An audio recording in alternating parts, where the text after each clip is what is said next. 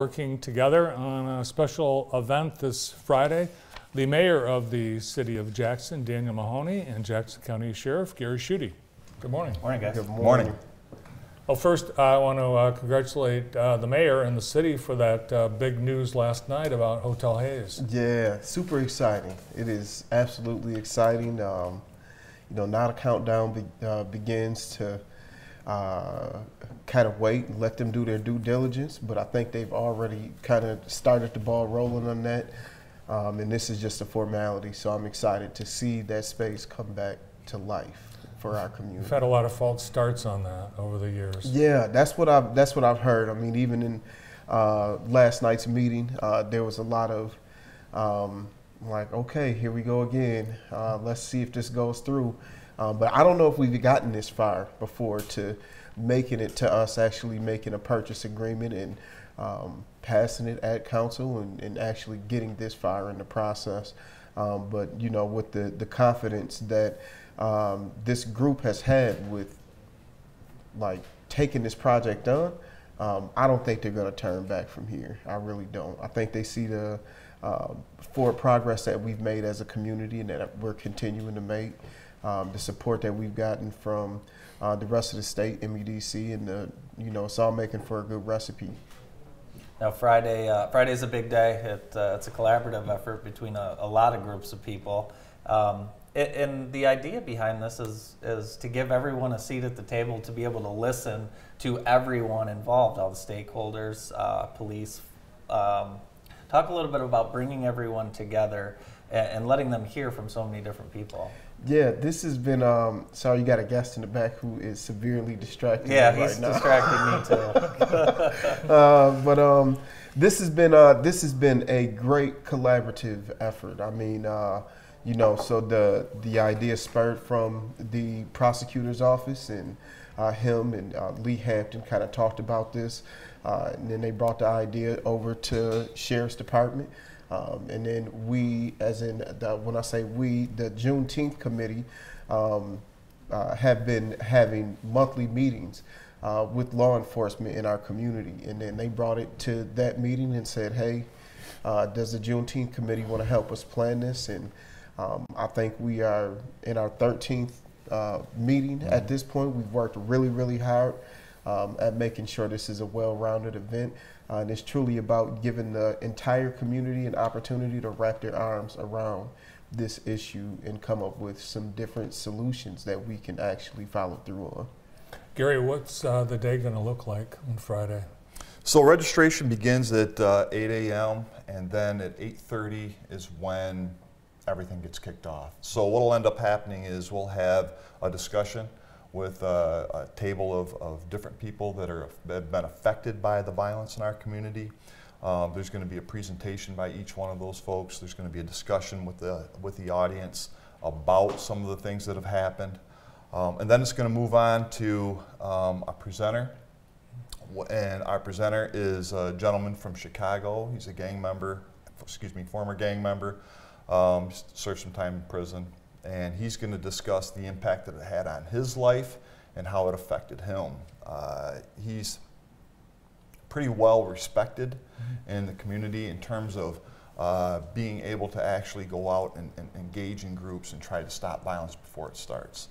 And I think he's going to have a huge impact on the crowd. And after that, we're going to have lunch. Then we're going to break off into teams. There's 5 different teams that we're going to break off into. I will be part of the law enforcement team. There's a faith-based team, an education-based team, and a community-based team.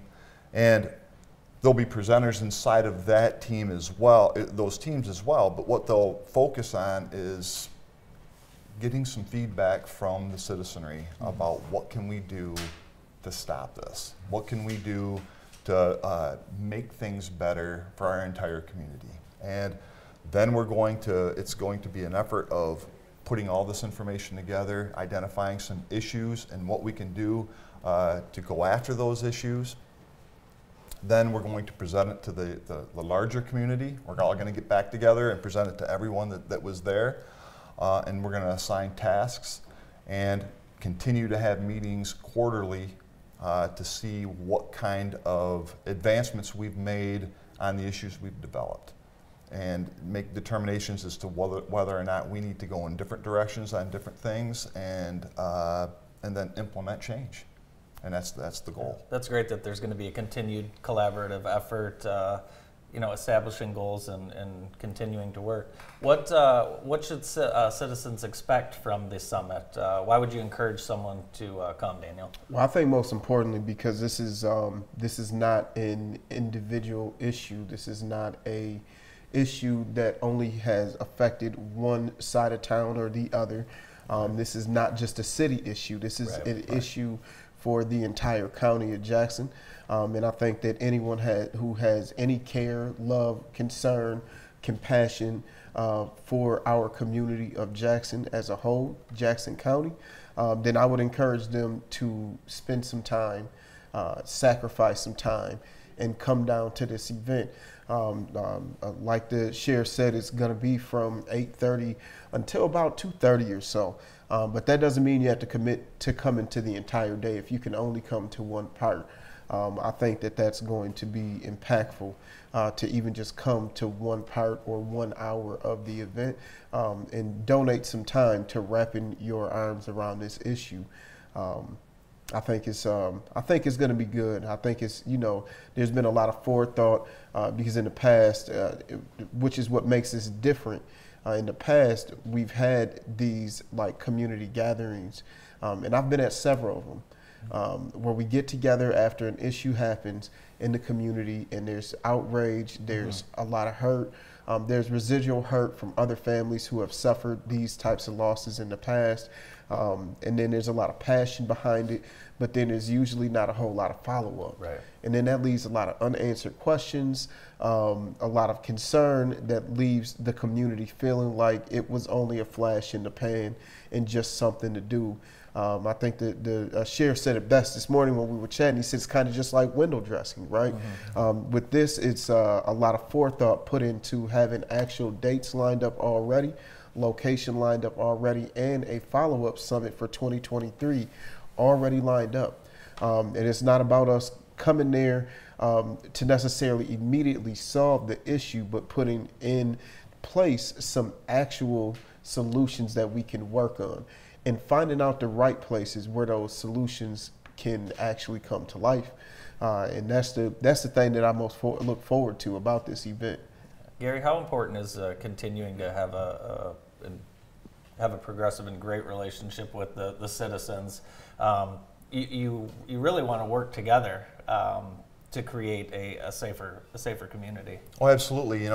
The thing about it is, what's frustrating when you're investigating crimes that have to do with the violence that we're talking about here is a lot of times there's a big misunderstanding in the community about how we go about investigating these crimes, and it kind of becomes an us versus them situation, which is really a difficult thing to navigate as an investigator. Here's the bottom line. You cannot arrest your way out of these types of situations. Okay. You simply can't do it. We have to go to the root cause of what's causing all of this stuff, and we have to start making impacts there before it happens. So there aren't any more people getting shot. There aren't any more houses being shot up. There aren't people that are driving down the road and hearing gunshots and worried about going to the store, things of that nature. That's the stuff that we have to stop. And frankly, we can't do that just as a law enforcement community. It has to be everybody engaged along with us and providing us with information on how we can serve them better, and as well as engaging in other places in the community that may be able to impact those types of situations as well. So there are other things in the community that may be able to stop a shooting incident from occurring. Perhaps it's somebody that's working at the Booze Center. Maybe it's somebody that's working at the Martin Luther King Center. Maybe there's something else involved in it, and maybe they understand through this how to utilize the police a little bit better to prevent violence from happening. We talked to the 911 dispatch operators yesterday, and it was a kind of a question of when do you know if you should call 911 or not? And if you have that conversation, they say you should probably call 911. If you see something, say something. Exactly. And that's what's happening when you're investigating an incident, they're reluctant to come forward and tell you what they saw. They are, and I can understand that. Sure. I understand that. There are ways we can help people through that. There are ways that maybe perhaps a lot of folks don't understand, that it may not be necessary for them to testify or even to be identified, but if they bring information forward that advances the investigation to where we can get the people that are responsible for these horrendous acts, that's the important thing. We're going to take a quick break. More with Sheriff Gary Schuette and Mayor Daniel Mahoney right after this quick break.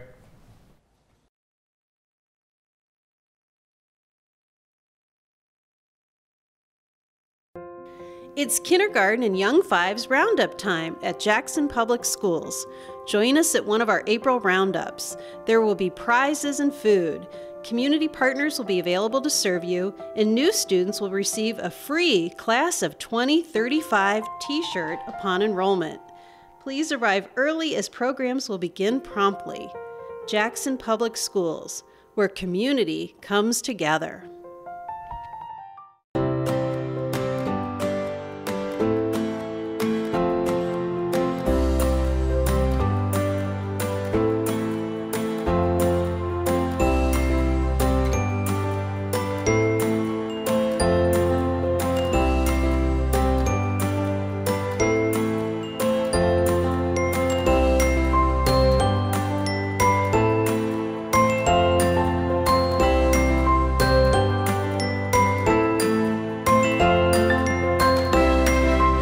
So you think your house has mold? You're not alone. For more than 15 years, Midwest Enviro Solutions has been helping people identify and destroy mold in their homes and buildings. Our thorough inspection covers every aspect of your property, from the attic to the basement to the foundation, in less than an hour. If mold is identified, we know just how to get rid of it with all natural processes and keep it out. We can also turn crawl spaces into dry places with crawl space encapsulation. Call us today at 734-915-0066. In Jackson County, Club Life offers adults with developmental disabilities the opportunities for proper social interaction within their community.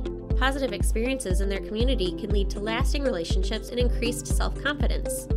Club Life's goal is to engage, enrich, and empower adults with developmental disabilities in Jackson County by offering different club events that will provide safe and quality programs for our participants.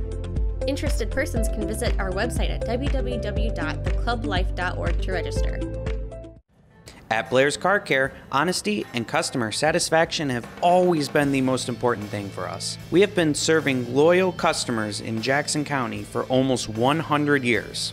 We do auto repair of all sorts, including tires, alignment, brakes, oil changes, and much more. For more information, please call 517-782-8116 or come stop by at 2424 Wildwood Avenue and experience for yourself what makes Blair's so special. Let True Community Credit Union be part of your journey as you seek your next adventure with a new boat or RV. True Community Credit Union offers rates as low as 3.5% APR with no payments for 90 days, now through April 30th. Plus, we make applying for a loan easy. Visit trueccu.com today.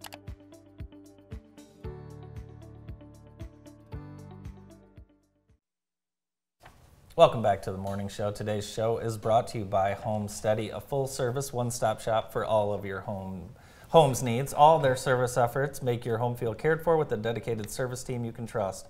Everything from electrical, plumbing, drywall, painting, to honey-do lists and more. Give Home Steady a call today at 833-496-9466. We're back on the morning show with our Mayor Daniel Mahoney and Sheriff Gary Schuette, and we're talking about the Summit to End Violence, and it's happening this Friday, and it's going to be a good turnout.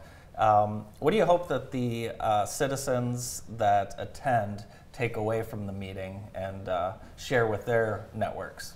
Well, I hope that they share that this is something different. I hope they feel the vibe that this is something different. I think even just looking at the broad group that put this together, that worked so hard to put this together, you got the sheriff and the undersheriff, you got the chief of police, you got the prosecutor, you have myself, You've got the director of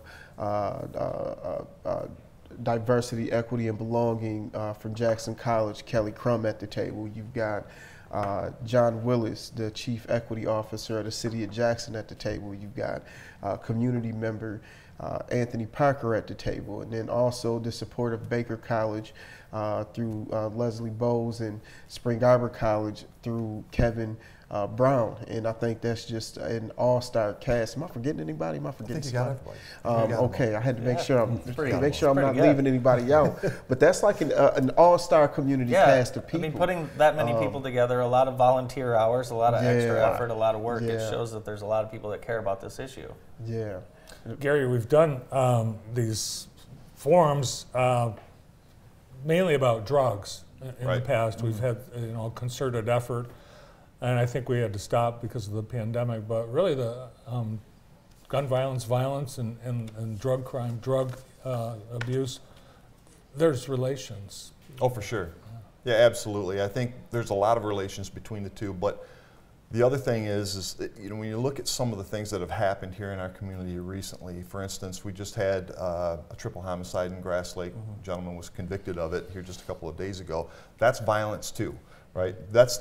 We need to focus on that. And I think probably the greater challenge that we have right now is the stuff that's going on in the city. But like the mayor said, it's not something that's just exclusive to the city.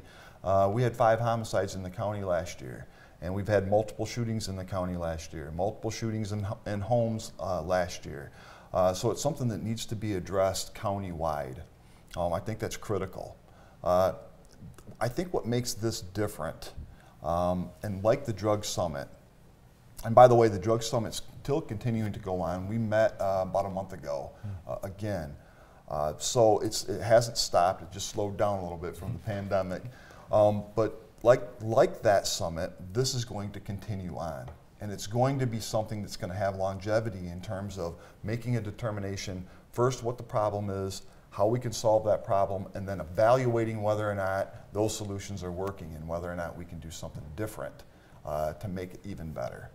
So I think that's going to be a huge change in the direction on how we conduct these types of outreaches with the community. It's, again, a great opportunity to meet face-to-face and shake hands and learn about each other and make some progress, so it's exciting.